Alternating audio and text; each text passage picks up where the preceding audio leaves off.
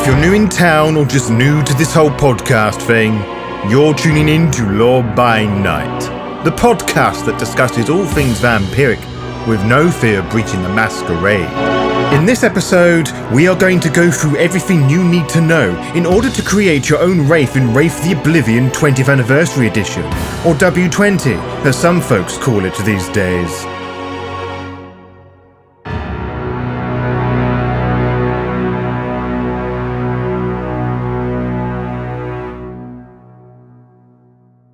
Before we properly sink our teeth into tonight's episode, I wish to tell you what you will need in order to follow along with me to make your first Wraith in W20.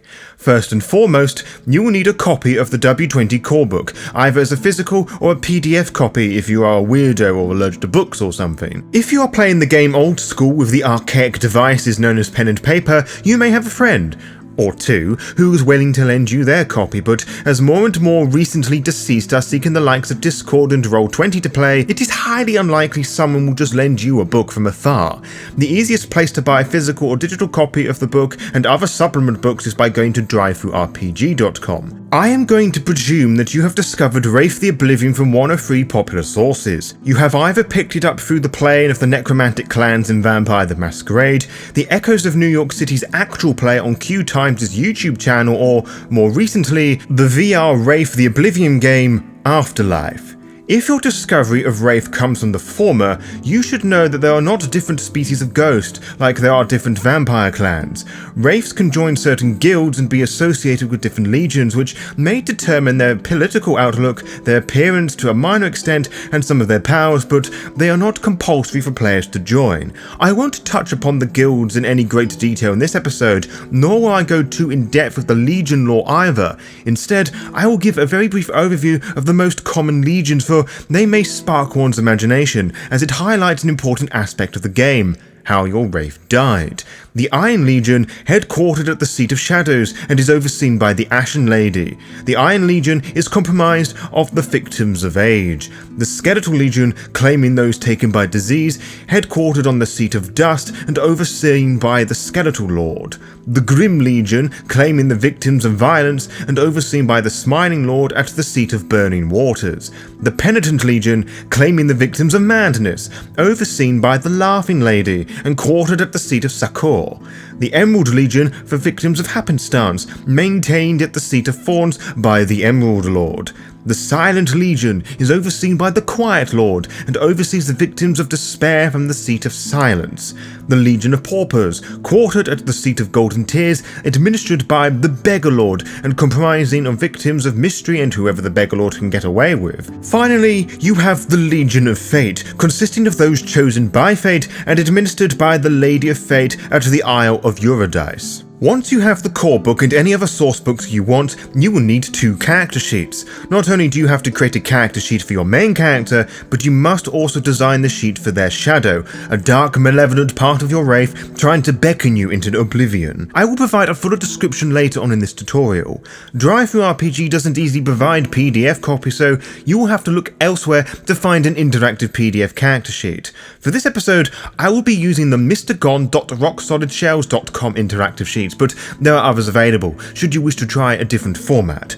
It should be noted that you cannot use older Wraith sheets when creating your 20th anniversary Wraith for reasons we shall soon explore. With that preparation shenanigans biting the dust, one can now begin to create their Wraith character. There's no system or dice roll to be made when determining your character's origin, unless you really want to, of course. You are free to design the character you want to play. Wraith the Oblivion 20th Anniversary Edition uses the Storyteller system, which encourages players to become one with their character, to possess them, as it were. Wraith has players assume the role of ghosts, which means they have already had a life and are now very much dead. They now have a whole load of memories, good, bad, and a ton of regrets. What sort of person were they in life? What did they do? How did they go about doing it? In addition to this, think about how they died. Was it through natural causes? Were they murdered? If so, how? Or perhaps they were struck by lightning. Wraiths are spirits of the dead who, for whatever reason, have not given up from the mortal existence and have not moved on from their former lives. Such things left undone, that is somehow enough to prevent them from going to either hell or heaven, tying them to this existence of the underworld. Perhaps they are swarmed by revenge to deal with the jealous ex-boyfriend, or engulfed by guilt, unable to rest until they have redeemed themselves, or maybe they are just clueless about how they were the only ones on that plane to survive, and yet they are the only ones here. These themes I have just described to you take up the life, death and regret portions of the character sheet. Let us look now at the top of the character sheet, which you should be able to fill out by yourself for the most part. Name is obviously your character's name, be it their actual name or a pseudonym. Player is obviously you, and if you have problems with that, well, go back to school, I guess? Chronicle is the name of the story you're playing in. As for my example character, Robert Normans didn't have the best of childhoods. Armchair parent that just let him get away with murder.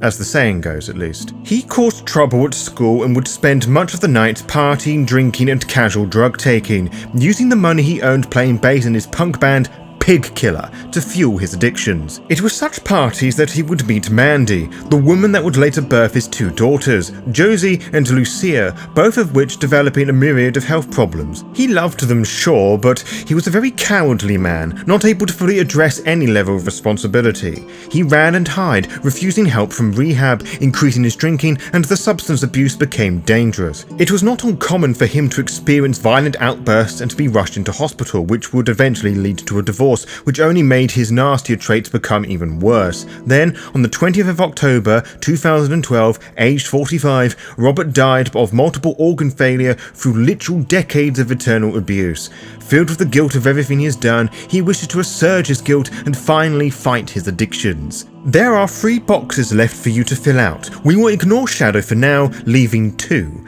Nature and demeanor are very similar in definition, but are very different in how one would use them, for they define you and your character and how they would interact with the world. Demeanor is how you choose to present yourself to the world, whilst nature is what you truly are. To use an extremely crass example, you may seem like the nicest person in the world in the public eye, but deep down, you are a deranged psychopath who eats babies for breakfast, without the smallest amount of remorse. But going back to the character creation process, both nature and demeanor splint off into many archetypes, each one providing different ways for players to regain willpower, a finite resource a player may use when put in a sticky situation. There are lots to choose from, so I will let you discover those for yourself. But to add this new information to Robert, he is what some would call Jack the Lad. Everyone knows him, very forward and seemingly confident. Robert has always been at his most happy doing the things he loves with his mates. He drinks, injects and snorts whatever he wants, when he wants. To me, this makes Bon Vivant a suitable demeanor. This would allow him to regain willpower every time he truly indulged and expressed his enjoyment.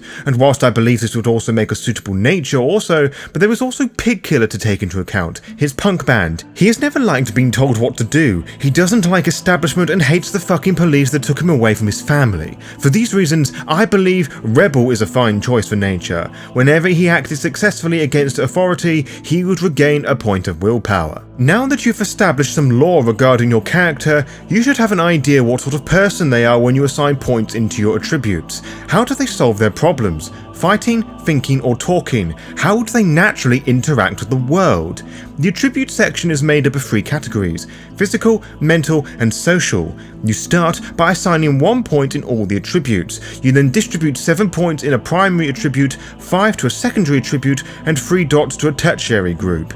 If you decide to put 4 points in a particular attribute, you can choose to assign a specialty to it. Robert is not very clever, never has been, and that suits him fine. Being an alcoholic and drug user, he is used to lying, bedding people to his way of thinking, getting them to believe everything was fine, and perhaps even getting them to lend him some money for his debts that he would definitely pay back. Being a punk bassist, he would have a lot of energy to perform, so I believe social would be the primary group, physical the secondary group, and mental being the tertiary group. So regarding the way that I've distributed the points, here's what I did. With the physical part, I put 2 dots in strength, 2 dots in dexterity and 4 dots in stamina. With social, I have put 3 points in charisma, 4 points in manipulation, and 2 points in appearance, and with mental, 2 points in perception, 1 point in intelligence, and 3 points in wits. Dice rolls in Wraith the Oblivion are usually made up of one attribute plus an ability, as there are many ways of demonstrating feats of strength and intelligence unless you're wanting to deadlift a donkey, for example, as that would be pure strength by my reckoning at least. The ability section is divided up to, from left to right, talents, skills, and knowledges. Similarly to attributes, abilities are prioritized in primary, secondary, and tertiary groups, with no skill getting more than 3 points at this point. That said, any dots that are 4 or higher later down the line can have a specialty assigned to it. This means that when using a specialty, you may re-roll any 10s you get for more successes. Anyway, your primary gets 13 points, the secondary group gets 9 points, and tertiary gets 5 points. The distribution of Robert's abilities will gear towards his ability to lie about his addictions, his abilities as a performer, and his tendency to smash things and people up when he is pissed, usually as part of a come down. It will also consider the fact that he was born and raised through the late 20th century and died early 21st century. Regarding Robert, I decided his talents was the primary group, the skills was the secondary attribute, and the knowledges were the tertiary group. Alertness has 1 point, athletics has 1 point, brawl has 3 points, empathy and expression also have 1 point, intimidation has 2 points, and subterfuge has 3 points, drive has 2 points, melee has 2 points, performance has 3 points, stealth has 2 points, academics has 1 point, computer has 1 point, investigation has 2 points, and medicine has 1 point. Next is the advantages section, which is where the character creation process really becomes unique. On the top left pane is backgrounds, for which you have 7 points to spend. These should support the character's concepts and add history and context to their existence. Under most circumstances, your ST would tell you what backgrounds are appropriate and which are not, but for the purposes of this tutorial, we will assume we can do as we please. To that end, Robert will have 3 points in allies, 1 point in legacy, and 2 points in haunt. Beneath backgrounds is Arcani, which are the various powers of Wraiths of which you have 5 points to spend, with none of them exceeding 3 for starting characters. You will notice that the Arcana are divided up into 2 different types, Common and Initiate. Common arts are widely recognized manifestations of a particular arcanus that is in widespread use throughout the underworld. Initiate arts are secrets of the guilds that are only taught to its members and may learn the initiate art in place of a common one if they so choose. Joining a guild requires the status background.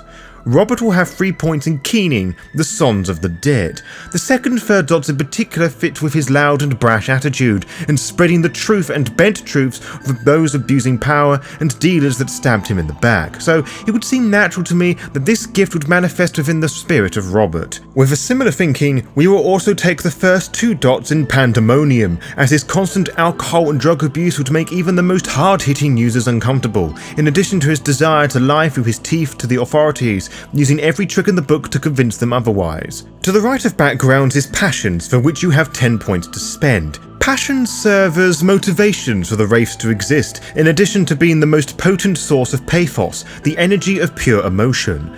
Passions are linked to who you are and why your character has become a Wraith. They are divided into 3 parts, a statement, an emotion, and a score of 1 to 5. These are likely to change over the course of the story.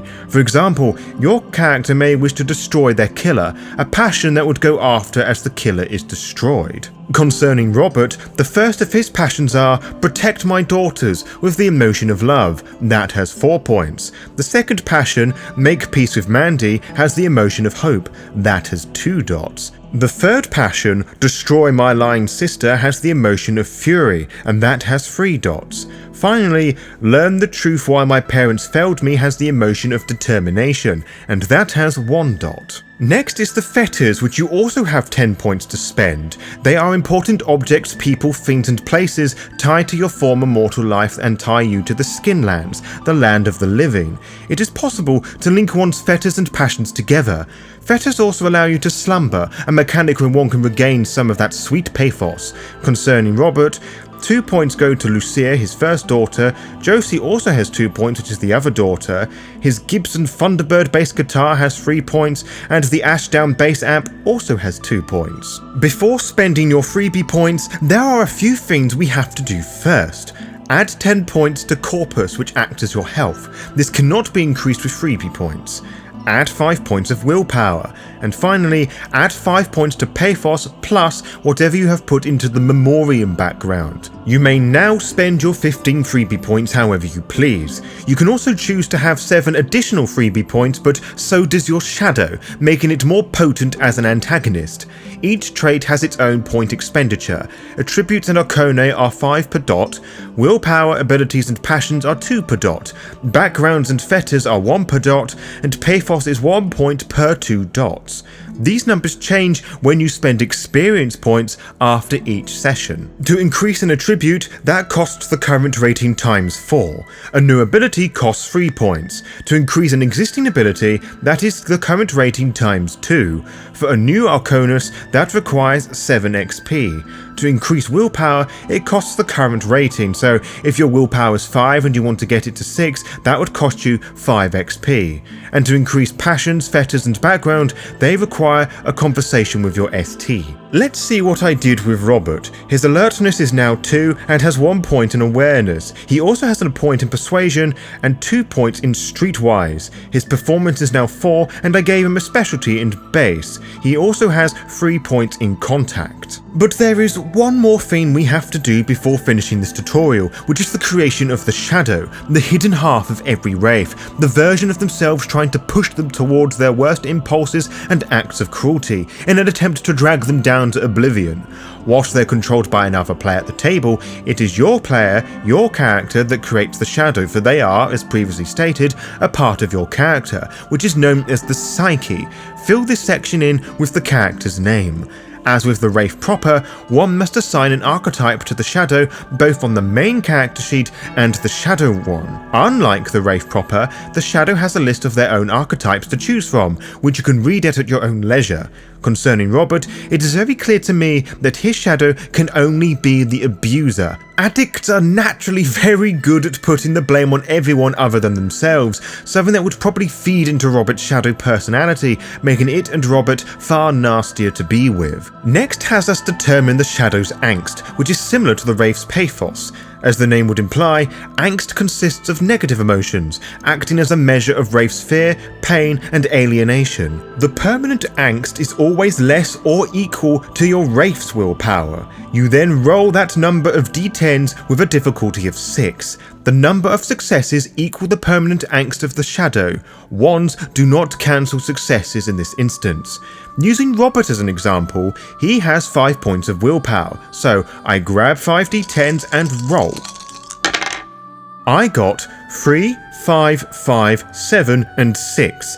This means his shadow starts the game with 2 points of angst. Then there are the dark passions, which are almost identical to the passions of the Wraith. They are filled out in a similar fashion to the Wraith's passions, a statement, an emotion, and a score of 1 to 5. They can be parallel the main passions or be totally detached from them. Either way, you have 7 points to spend here, but they cannot exceed the maximum level of your main passions. Concerning Robert, the dark passions cannot exceed 4 because Robert's highest passion is 4. Concerning Robert's shadow, the dark passions are destroy friends' possessions with the emotion of rage, and that has 3 points. The other one is bankrupt Mandy's business with the emotion of envy, and that has 4 points. The shadow also has freebie points, which it has 10 to spend on dark passions, willpower, and fawns, which are unique powers owned by shadows, each one having its own point expenditure cost.